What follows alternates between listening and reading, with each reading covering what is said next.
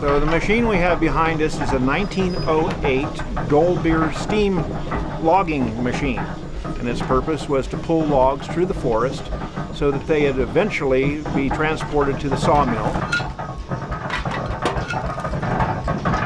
So this steam engine operates essentially by a wood fire boiling a steep kettle full of water, creating steam.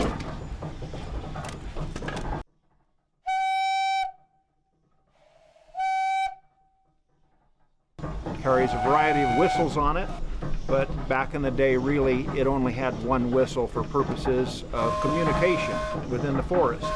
If there was a need for communication over the side of a hill, they would have what's called a whistle punk, a small boy that had a wire that was attached to the whistle, and he would watch the logging operation below and then pull the whistle at the right time so that the steam engineer could engage the machinery and pull the log up from an area where the engineer couldn't exactly see it.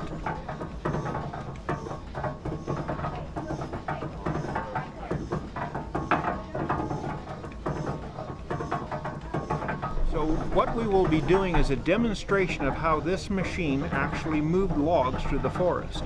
Essentially, the loggers would drop the trees and this machine would roll the logs into two-pole chutes, which is basically a road through the woods. They would drag these logs through the woods, eventually dumping them into Shaver Lake. It would be gathered up by the steamboat, the Michigan, transported over to the sawmill. The sawmill would then cut them into boards. The boards would then be dried, and after a period of time, when they had sufficient buoyancy, they would kick them into the flume. And then the flume was 42 miles long and would reach Clovis 6.5 hours later. So at the turn of the century, this was the latest and greatest technology. And so for 108 years old, it's a pretty fascinating machine.